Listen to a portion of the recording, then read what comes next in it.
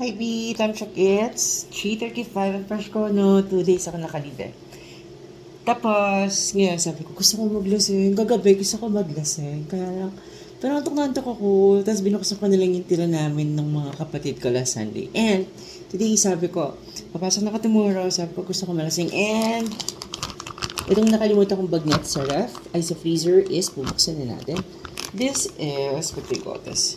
Vegan bagnet, sarap na baka pa-extra rice ka. Pero ako baka extra Oink Republic. So, tatlong 3 ways to cook this. Fry, air fryer, oven. Best for crispiness. Ayan, wait. Ayan, baka sabihin, loko ko kayo. Ayan, air fryer, oven. Best for crispiness. True. Ano bang basa dyan? And cut the half lengthwise. Preheat 200 degrees Celsius. Yeah. Yun talaga pag air fryer, dapat pinipreheat o kaya oven eh. Tapos, top pan. Ito yung parang deep fry mo to eh. Heat pan temperature and add cooking oil. Preheat. Yan. Pan fry bagnet, 3 to 5. Ang bilis lang no kasi luto na siya talaga.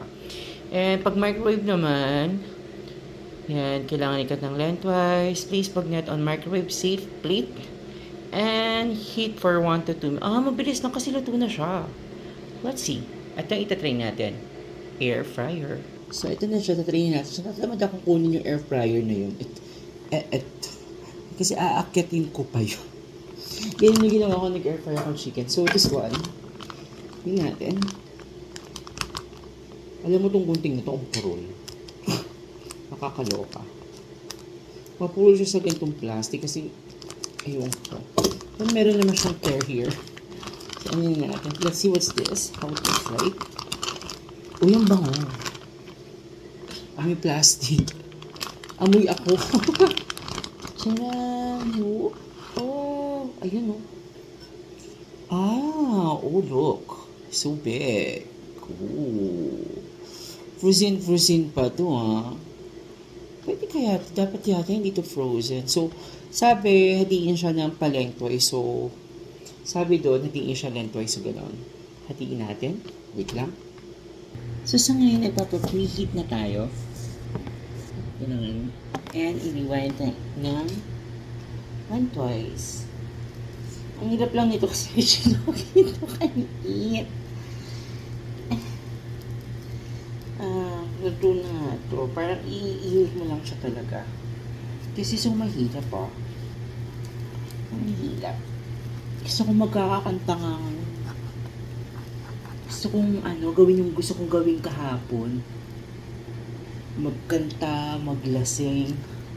Kaya ang aga ko natulog din. Ang aga ko kasi nagising din kahapon around mga 1 o'clock ng madaling araw kasi nga pag pupunta kasi ako ng Quiapo ng weekdays, sinusure ko gigising ako, kakaalis ako ng alas 3 or 3:30 para sakto ako sa Quiapo na first mass 5 o'clock. Tapos sa St. Jude maka-attend ako ng 6 a.m. na mass. Ayun, so nandun kanina naman, minsan na lang naman na yung dalawang mass, di ba? Diba ang hirap? Ang hirap. Wala kasi ang kutsilyo talaga dito sa bahay. Ayoko na malalaking kutsilyo. Sobra. If you will, maaamoy nyo to. Ang bango. Ayan. Amoy ko na siya. Ang bango. Kasi yun dun sa mga yung mga bagnet, yung sa Baliwag, yung sa Gordos, hindi pa sila luto. So, ito is luto na. Kaya sa parang saglit na lang yung instruction. At hinihingi ako. Sinunod ko itong pachila kong isa. Maliit lang din to. Bigay din ng kapatid ko si Rona. Ang hirap. Ayan.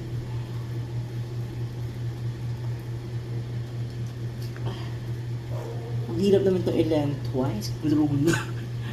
Nadurog na. Pero mabango siya. Maganda ito mag-stock. Mag-stock nga ako nito. Kala mo talaga. Ayan na siya. Ang hirap, ang tigas. Ayan. Choo. Lengthwise. And let's see. Yan. Lagyan natin dito. Siguro 200. I don't know kung 200 degrees na to. Pause natin. Mga 200 na yan, mainit na yan. Tapos, hindi naman ako ganito. Kasi kung yung ilalim, baka kasi masunog siya. So, dito natin i-air fry.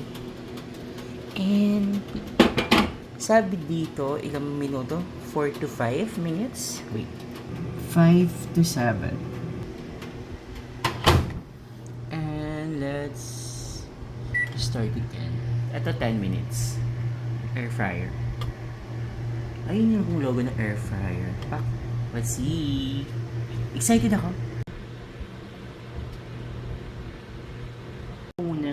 Tinanggal ko muna siya kasi bumundad yung mga mantika. So, na-absorb siya nung karne. Pamutak pa ito ilagay. Ang ingat. Wait lang. Balik natin.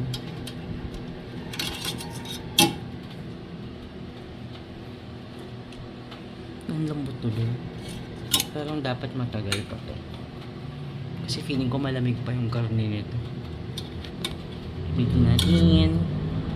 Tsaka dapat siguro mataas. Yaan mo na. Frozen siya. Dahil frozen siya, sinagalan ko na lang. Tapos hindi ko siya sa 200 degrees. Kaya dito palang paglagay. Pero this is okay na. Kinansel ko na. Diba? Malutong na siya. Kasi frozen, so nahirapan siya. So, out na natin. Ganito yung pag-air fry ng 200. Ay, ayaw mainit. Enough ko na lang. Okay, wait. Ako lang, sana masarap to kahit walang sausawan. Oops. Parang wala naman akong pasok nito bukas. Ang hirap yung mag-leave ka ng mahaba. Kasi parang ayaw nang bumalik. Wow. Shucks. Wow. Hindi yung mantika. Ganun kadami. Oops. Ching. Ching. Pak. So, yun na nga.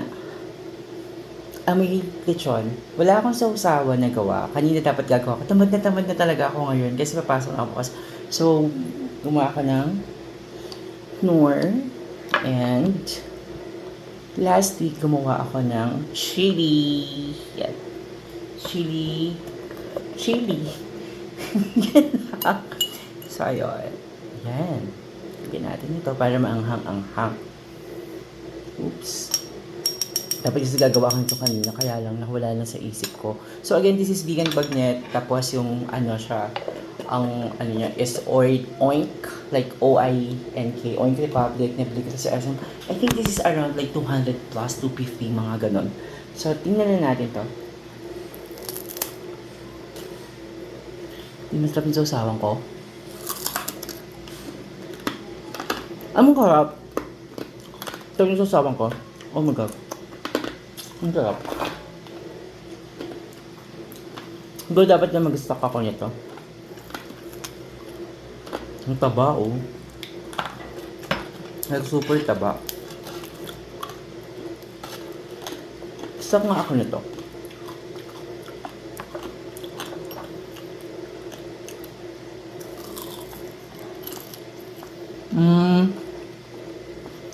Ang sarap. Tapos itong chili ko. So, luto na siya. Parang, na-struggle lang ako dun sa pag-init kasi nga, frozen. Pero ito is malutong. Alam mo. Ito. Sarap. Siyempre, ang lang akong tissue. Tissue ko, nag-inuman kami ng mga kapatid ko dito sa Sunday. Sabi ko, 40 pa rin yung tissue ko, wala pa akong sahod. Tapos, pagkukuha sila dito, kalahati. Hanggang ngayon naman, kinakalahati ko pa rin.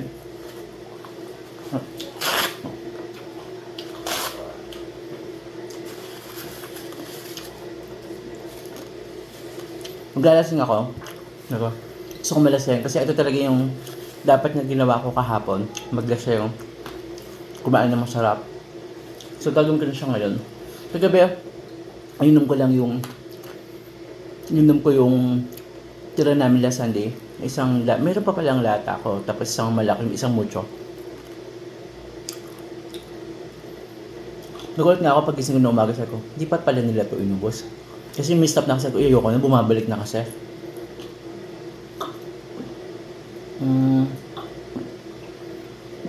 Today is July 1. Nang araw na lampas ko na, ilang buwan na lampas ko na. Unahin ko tong maliit.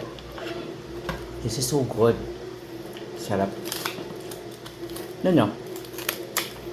Diba? Ganun siya kalutong. Gusto mo nagtatanong, bakit daw yung air fryer ko ganun? Ano siya? Air fryer / oven / microwave / eme. 4-in-1 yun. Hindi ko alam kung ano yung iba.